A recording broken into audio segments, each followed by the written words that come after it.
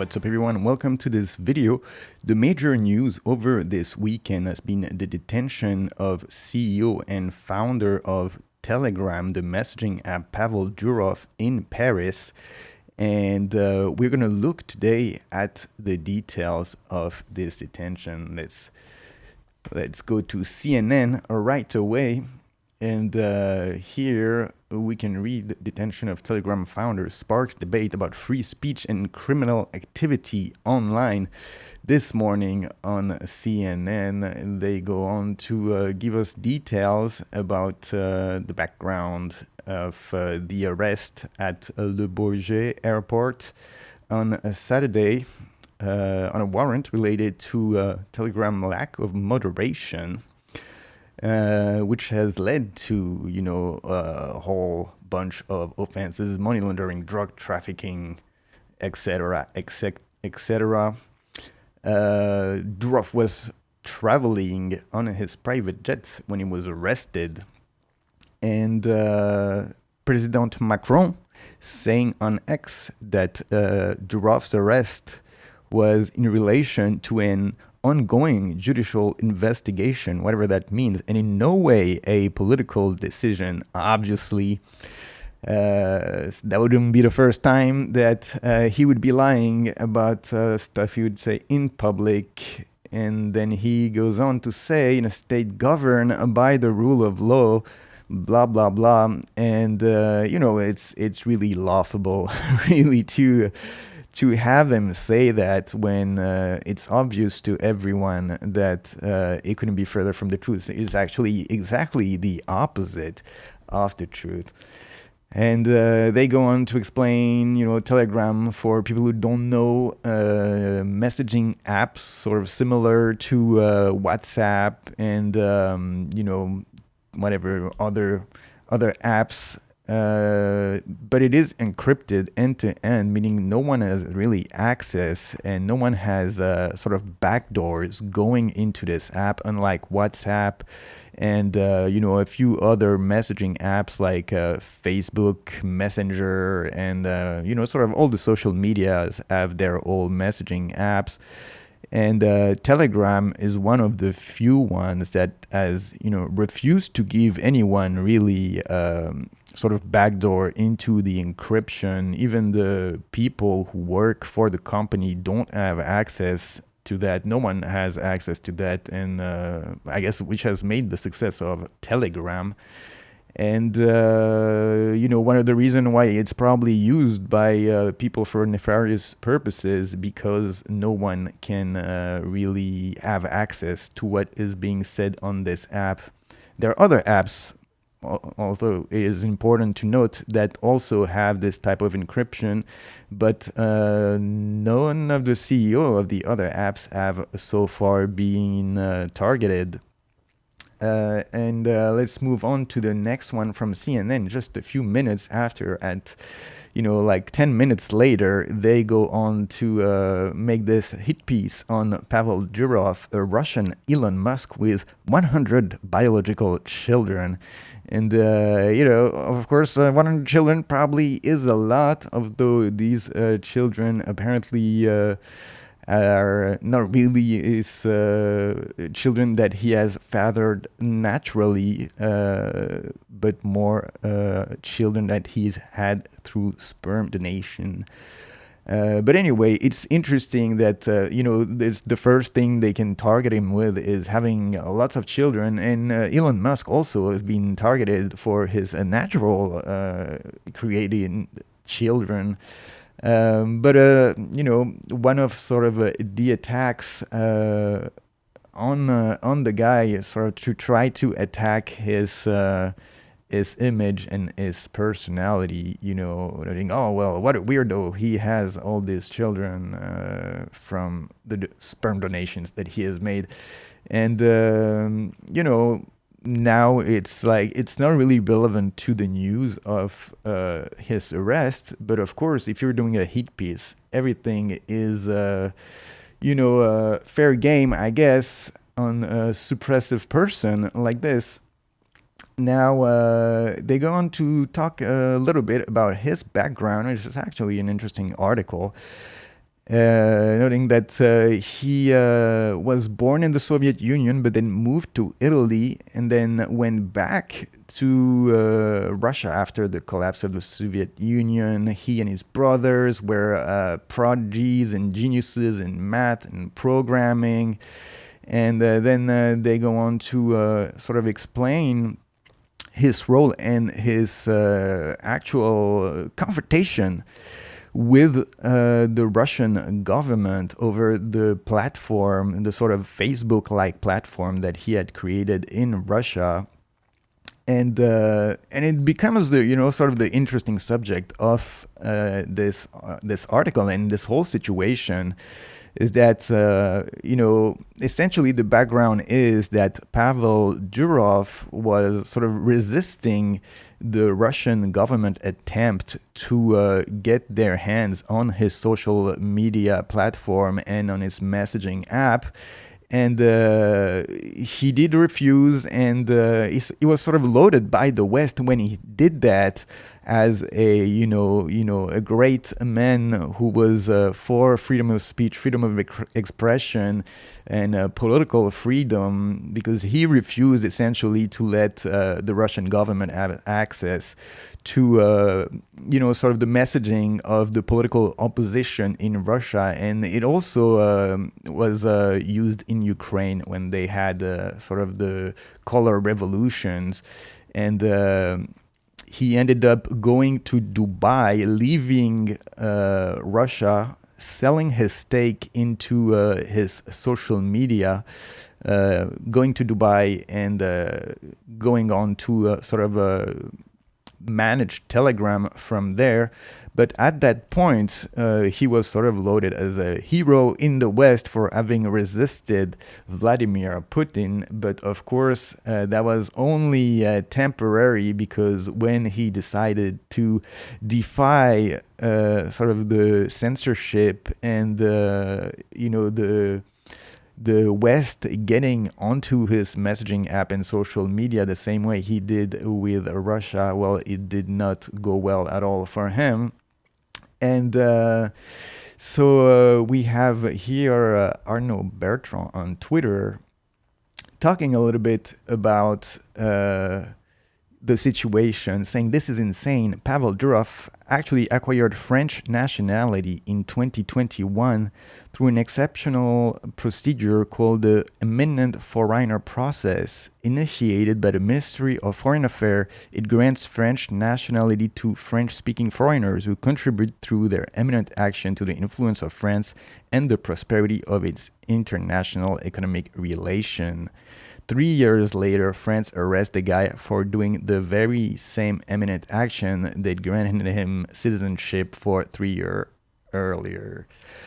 Make it make sense. And, here he sort of tells you, a little more about how he also changed his name on his French citizenship paper as Paul Durov.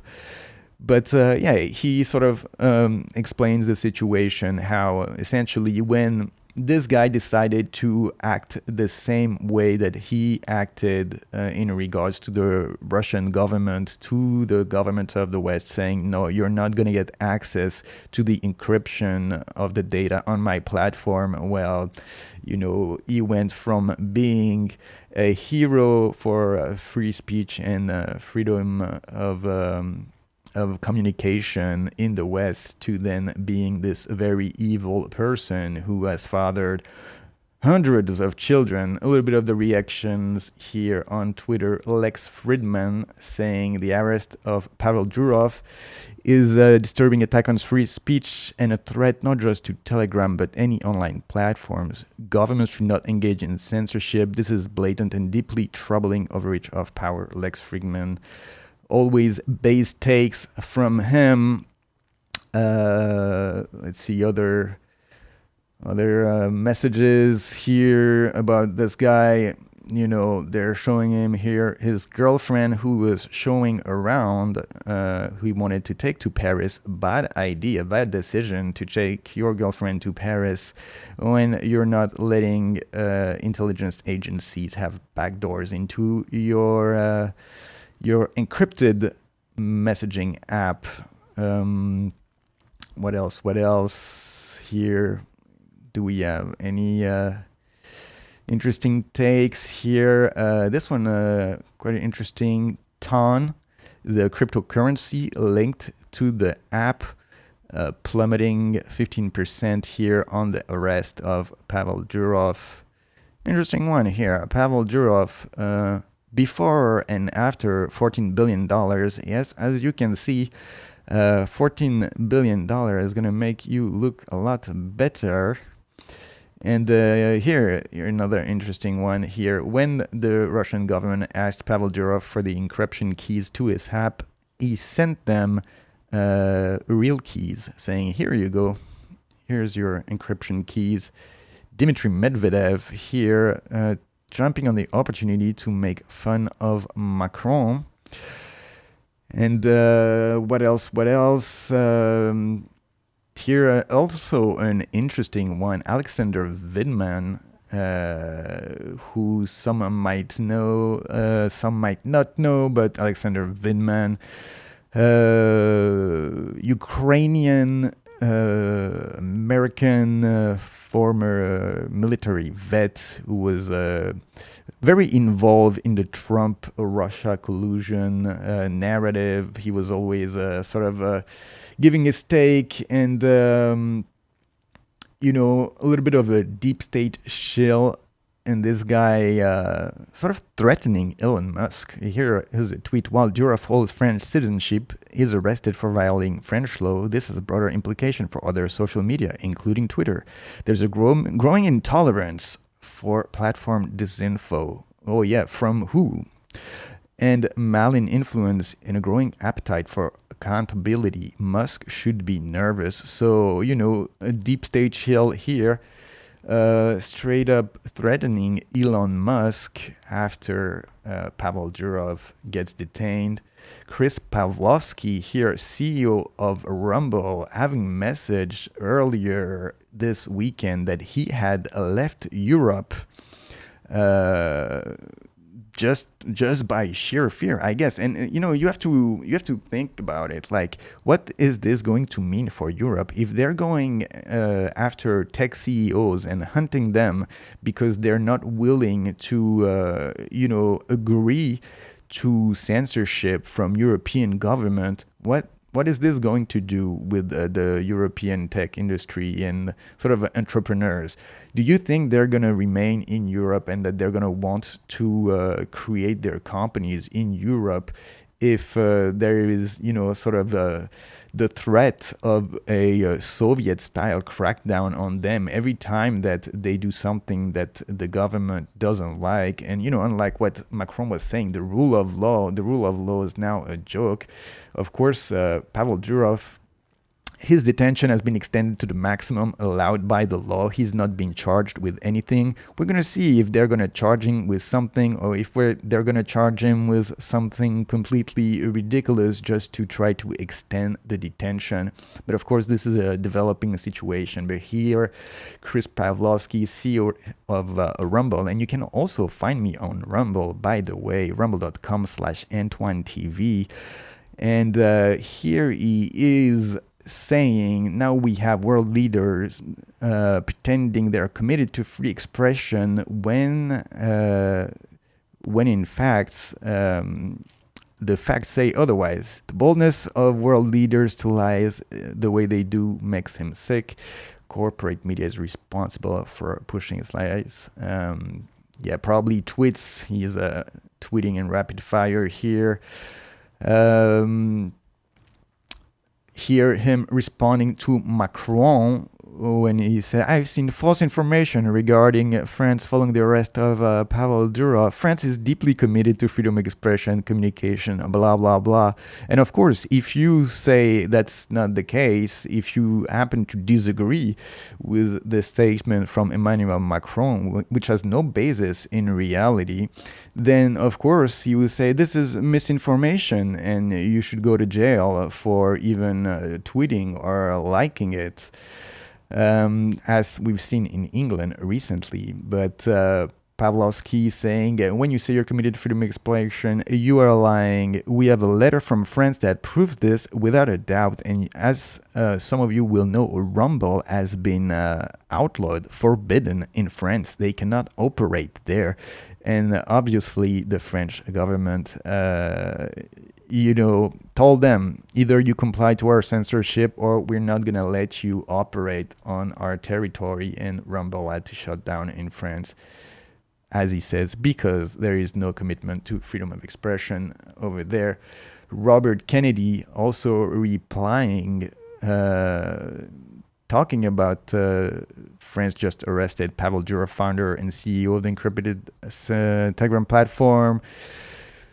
Need to protect free speech more than urgent. Elon Musk saying yes anyway.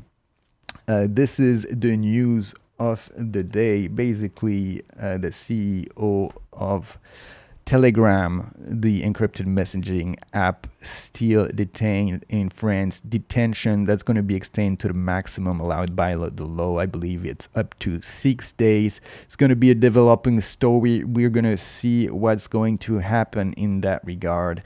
Anyway, thank you for watching this video. Don't forget to subscribe to the channel and leave me a like, and I will see you on the next one. Peace. Hit me with that like and sub to the channel. Hit me with that like and click the effing bell. Click that bit, alright. The algo recommends. For sure you gon' like. The algo knows you well. Hit me with that like. Subscribe to the channel. Hit me with that like and click the effing bell.